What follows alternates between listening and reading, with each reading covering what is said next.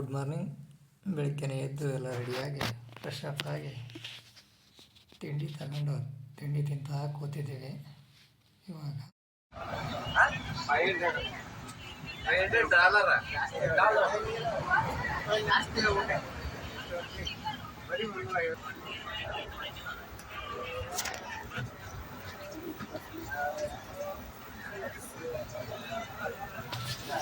ನಮ್ಮ ಮಾದೇವಣ್ಣನ ಜರ್ಕಿ ವ್ಯಾಪಾರ ಮಾಡೋಗ್ಬಿಟ್ಟಿದ್ದು.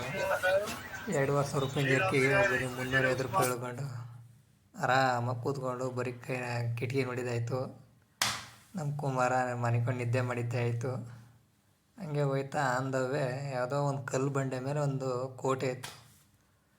ಅದೇನು ವಿಡಿಯೋ ಮಾಡೋಣ ನಮ್ಮದೇ ಸರ್ಕಾರ, ಅಲ್ಲಿ ಪೊಲೀಸ್ ಬೇಡವೇ ಬೇಡ. ನಾಡಿಗೆ ನನ್ನ ಹೆಸರಿಡಬೇಕು, ಸ್ಕೂಲಲ್ಲಿ ನಂದು ಲೆಸನ್ ಇರಬೇಕು. ಕನ್ನಡ ಸಿನಿಮಾ ತೆಗೆಯೋಣ್ವಾ, ಹೀರೋ ಡೇಟು ಹಿಡಿಯೋಣ್ವಾ. ಹೀರೋ ನಮಗೆ ಯಾಕೆ ಗುರು, ಚೆಕ್ಕು ಇಲ್ಲೇ ಇಲ್ದೆ ಗುರು.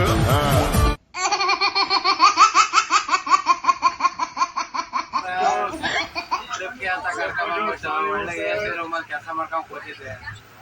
ಈ ಅವಸ್ಥೆ ಮಾಡಿಟ್ಟವ್ರೆ ನೋಡಿ. ಇಲ್ಲಿ ನಮ್ಮ ಪರಿಸ್ಥಿತಿಯ ಫ್ಲೈಟ್ ಅದಾಗಿದ್ರೆ ಇಷ್ಟು ಆರಾಮಾಗಿ ಹೋಗೋದಿತ್ತು.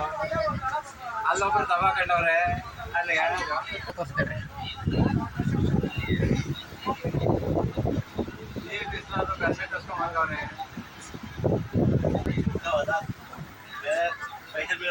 ನಿದ್ದೆ ಮಾಡ್ತಾ ಕೂತವ್ರೆ. ಕ್ಯಾಮ್ರಾಮ್ಯಾನ್ ಎಲ್ಲ ಹೊಡಿಕೊಂಡ್ ಕೂತವ್ರೆ.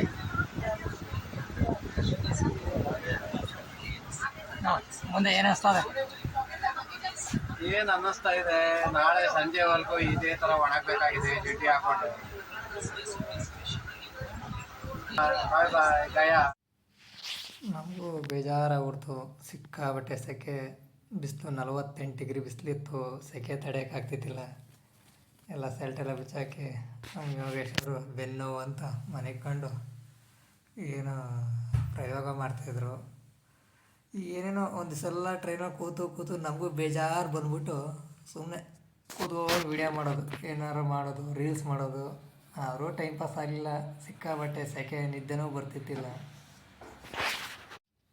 ಹಿಂಗೋ ಆಡಿ ಸಂಜೆ 4 ಗಂಟೆ 5 ಗಂಟೆ ರೀಲ್ಸ್ ಮಾಡಿ ಟೈಮ್ ಪಾಸ್ ಮಾಡಿದ್ದಾಯಿತು. ಸಂಜೆ ಮೇಲೆ ಹೆಂಗೋ ಸ್ವಲ್ಪ ಮಳೆ ಹೋಗ್ಲಾಗಿ ತಣ್ಣಗಾಯಿತು. ಆಮೇಲೆ ನಿಮ್ಮದೇ ಕೂತ್ಕೊಂಡು ಟೈಮ್ ಪಾಸ್ ಮಾಡಿ